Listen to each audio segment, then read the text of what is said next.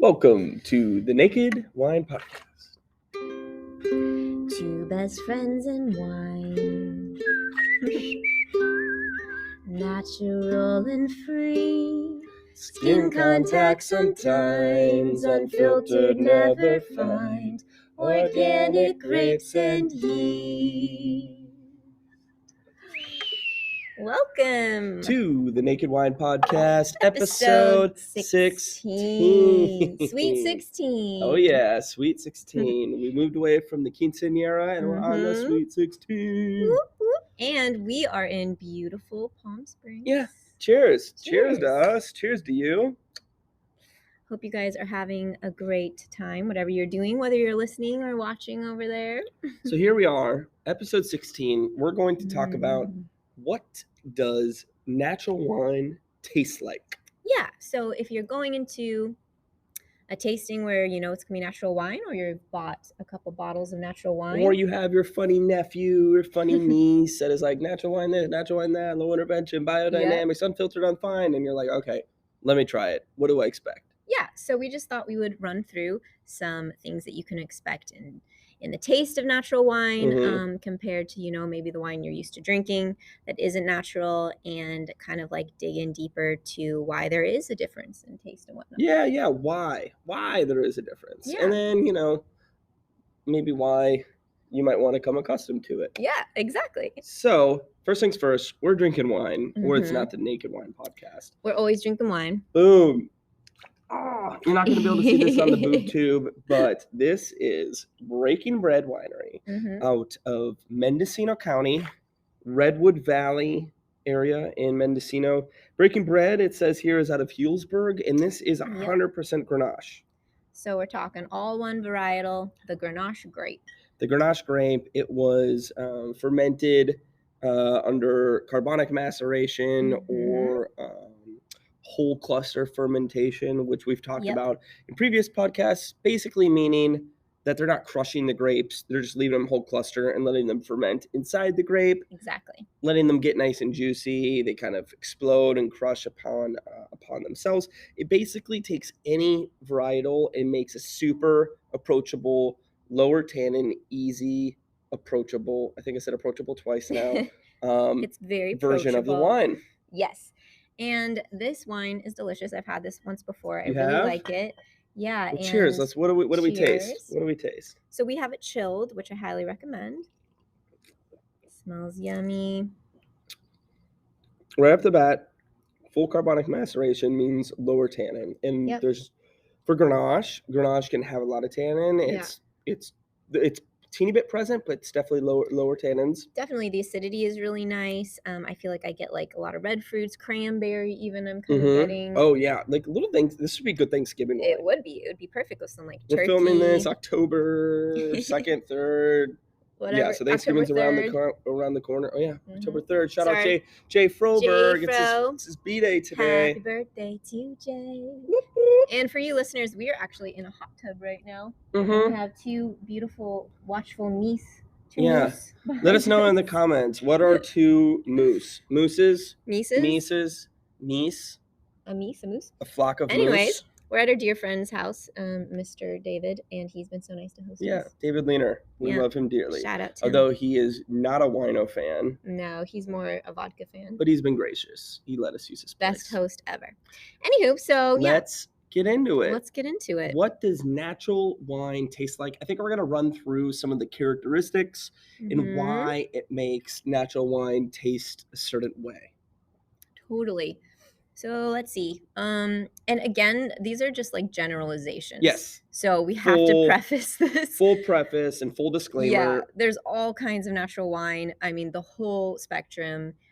So this is just like very, very broad generalization, but I think it's kind of helpful. It's helpful because have an idea of what you're getting yourself into. You can get obviously the full spectrum of natural wine, but in general, and especially with a lot of new school natural winemakers, they're getting fancy in California and Oregon and creative.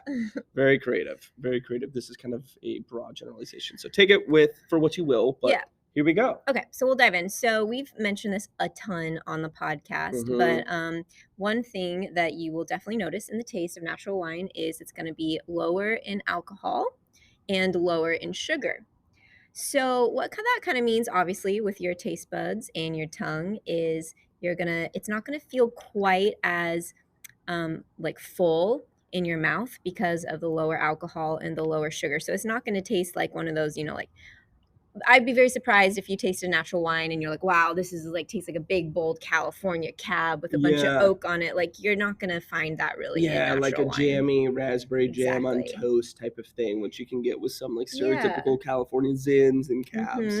It's probably going to taste, a little brighter, like brighter fruits instead of jammy fruits. And like I said, lower in sugar, not quite as like sweet and mouth filling. This is especially true with like domestic in the US, like Yes. natural wines. That's 100% true. Another thing, we talk about this a lot as well, is native yeast, indigenous yeast, not pitching yeast. All those refer to using the natural yeast that is found on the outside of grapes for fermentation. Right. Instead of killing it, and they like to use this fancy word, inoculate. Sounds so intense. Yeah, inoculate. Don't inoculate me. Yeah, I won't. Just with my love. Oh, okay.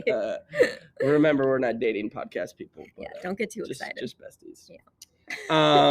So they use the natural native yeast. And another thing that they do is they generally don't fine or filter the wine. So this, right on the side of here, on this side, says unfined and unfiltered.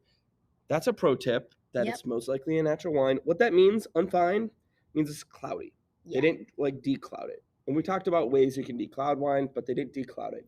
Unfiltered, there might be little yeast chips inside of here. So you might get a little bit more of that like interesting kind of funky is like a term we don't like to use too much, but like a little bit of that kind of earthy, more yeasty taste. Yeah, the yeasty, bready, earthy taste from using natural native yeast and from unfining and filtering. It can create a profile as such as Kendra said. And that is, it's not all natural wines, but most are kind of unfiltered and unfined. So you can like sometimes on the bottom of the bottle, you'll see like on this one, for instance, you'll see some dead yeast. Some sediment. It's like, I call it, it's kind of like the hors d'oeuvre. It's like the little appetizer you get when you finish the bottle. It's like a salty, a little garnish, crystalline at the end. Garnish at the end. Yeah, totally. That you get to taste. It's kind of like your little treat. Yeah, and that's another thing, like not just what to expect with tasting natural wine, but like if you look at it in your glass too, you might see it's kind of cloudy or unfiltered, or maybe you can see some particles, and that is all fantastic. And by particles, we're just talking yeast. Don't be it's put not off like by it. We're not talking bugs and sticks and mud. No. This is like the yummy stuff, the good stuff. Yeah, it's like, it's real. Like you get a green kale smoothie and there's a little, little speck of kale, floating around on the bottom. It's like, you're not going to be like, what the hell? Yeah. This is not a Capri Sun juice box. This is much more of a natural product. So don't be scared. Embrace it. So lower in alcohol, lower in sugar, yeasty, maybe some like cloudiness. Unfined, unfiltered. And then let's talk about oak. So again, big generalization, but in my opinion, I would say that you're not gonna.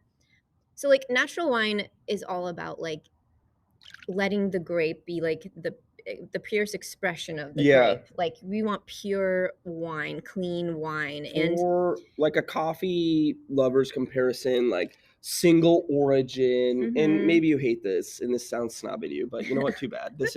We are lovers of wine. If you are a lover of wine too, and if you really want to get into it, you can nerd out about these things. So it's like coffee, having a single origin coffee. You don't want to generally add cream and sugar and, whipped foam and Oreo sprinkles to the top. You want to taste, if you're going to spend the bucks to see what this little farm in Ethiopia, in the case of coffee, tastes like, or this cute little Redwood Valley farmed Grenache tastes like, then you may not want to have too much oak coming across. Cover it up. You don't want to cover it up, because you don't want, like, if you put it in new oak barrels, which is very different than neutral oak, which we'll get into in a second here. But if you put the wine in new oak barrels, then when you taste it, you're gonna taste a lot of oak, maybe some vanilla and clove and caramel and that in that oaky cedary kind of a taste. And you know, if you like that and that's your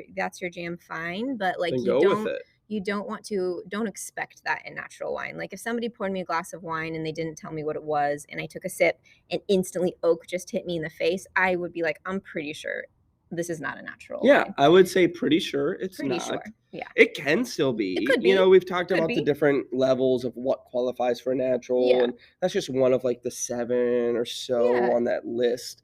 But in general, it's less new oak. And I mean, I sold oak barrels for a number of years to wineries. You get into it. Yeah, so like new oak is oak that's never had anything rested in it before. And for a lot of wineries, we'll toast it, which is, think of the marshmallow example I always like to toss out, charring versus toasting. In whiskey, you char it. It's like sticking your marshmallow in the flame, getting it on fire, letting it sit there, you know, for your desired amount of charredness, 10 to 30 seconds, and then blowing it out. And it's different than that person who has that patience that holds it just above the flame.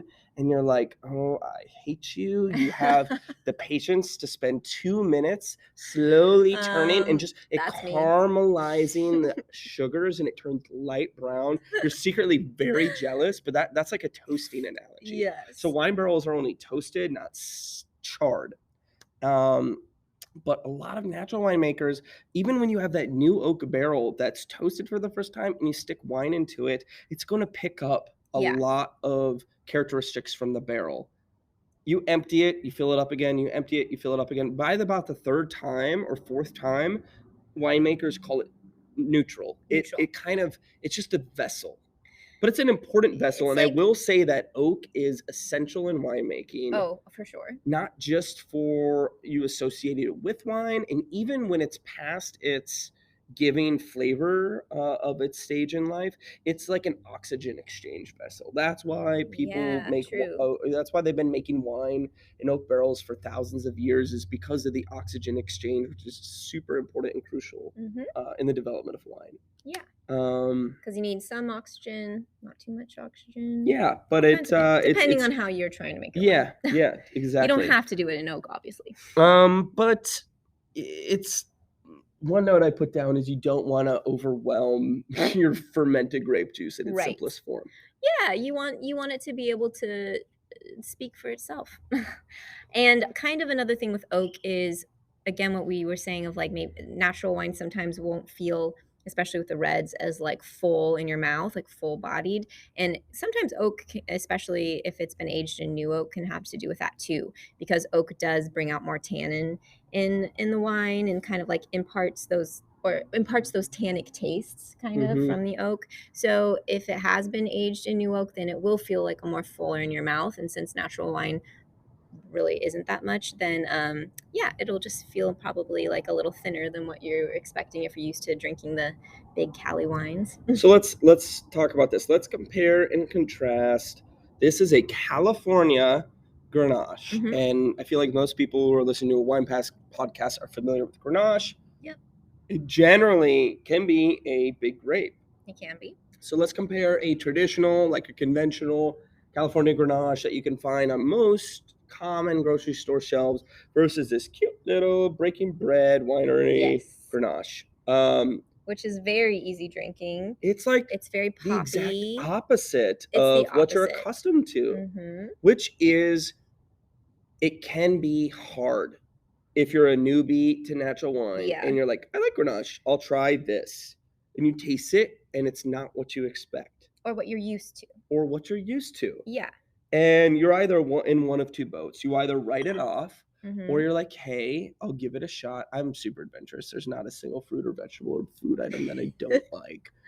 But if I really don't think there is. There isn't. But if you know some, and don't even call them benefits, but like if you know the techniques in the way each product was made, you might lean towards this a little bit more. That's true. So again, we're just kind of like like spitballing here or brainstorming. We're having a conversation. We're not experts on like harvesting. This isn't the Bible. Or like, how grapes are, grown or whatever. This is just us speculating. One speculation that we kind of came up with of why this particular Grenache would taste so natural, would taste so different from like a conventional Grenache grown here in Cali is maybe it's having to do with the harvesting. So with natural wine, like you really want the acidity to be really present, and because it is going to be lower in alcohol, which means lower in sugar. So we're thinking probably like maybe they're harvesting the grapes earlier, not letting the grapes get as like sweet and juicy. Yeah, and this is a cool climate to begin with. We're talking about Mendocino, which Totally. for y'all from that's gonna be a lot everywhere cooler than else, Napa. Way we cooler have than like Napa. San Francisco, we have Sonoma and Napa, left, right, kind of north of it, and then way up past Anderson Valley, we have Mendocino County going towards Oregon. So it's cooler climate to begin with. Yeah. Less sun equals less fruit ripening. Yeah. But yeah, we were like, I think they pick the grapes earlier. You pick so too. Apple, a grape, any fruit off the tree before it's fully ripe. It's going to be a little more acidic, less sweet. Yep. There's going to be less sugar. When you have less sugar in the fruit, you're not going to have as much fuel for the yeast. So you'll generally produce higher acidity, lower alcohol wines. Yeah.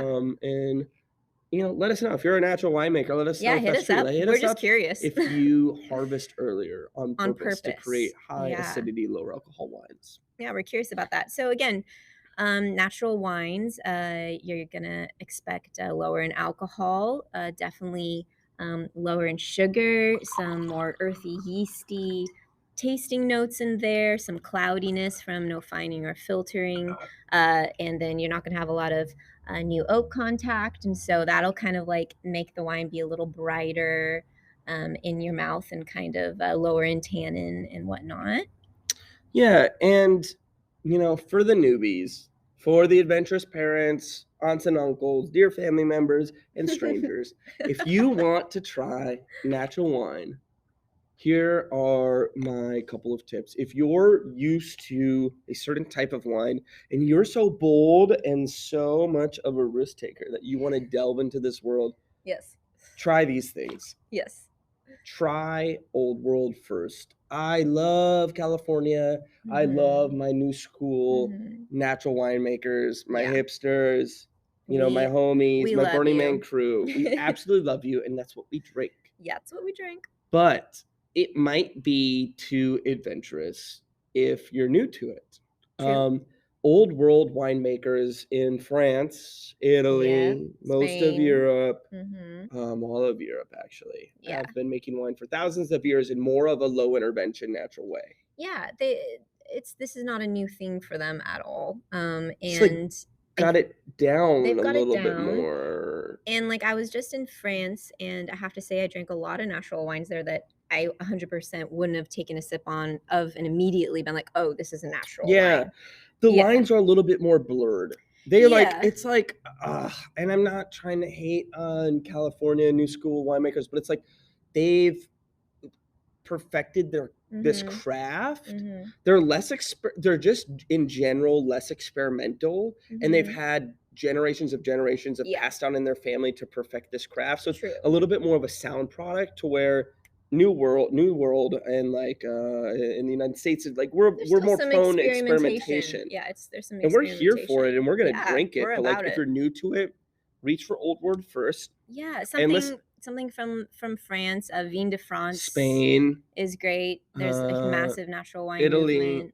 Italy's my favorite wine producing Italy country, and I think Mrs. is France. Yeah. But listen up. This is a public PSA announcement. These are 4 importer names. If you're new to natural wine, excuse me. Bless you. Thank you. If you're new to natural wine and you want to try and you don't really know where to go, and you have like a Total Wine, for instance, by you. Yeah. Or any big wine shop, walk in there and give them one of these 4 importer names. Let's hear them. Louis Dresner. That's a good one. Kermit Lynch. Yep. Rosenthal. or Skurnik. And I'm sure there's a few that I'm missing, but honestly, those are the top 4. And those like minimum you can't wage, really go wrong with those like them. minimum wage paid employees in the Total Wine and like in Bloomington, Minnesota will most likely have heard of those importers. So go for that. Yes. And tell them you want a wine by one of those producers. And if you get one, I can tell you, and Miss Ken as well, that oh no. Uh-oh. Pause. I think it just went to sleep. Yeah, we're good. Oh, sorry about that. The computer just turned off. Hey, we're still here. That wasn't a glitch. And we have a little girlfriend. Come here, Nava. Nava. Come here, pretty girl. Our sweet friend's pup is here, and she's so cute. Oh, she is. She has one blue eye. Adorable. And she has one brown eye, and she's so sweet. She tried to make a little pot appearance. Oh, she's going now. For the And yeah, there went the video. That's all right. That's okay. Hey, neighbor. Hey, neighbor. If you could just tilt that, if you could just maybe tilt it back up. We'll wrap it up. Thank you for the assist. Or did it turn off? iPhone storage full. Oh, that's okay. Perfect.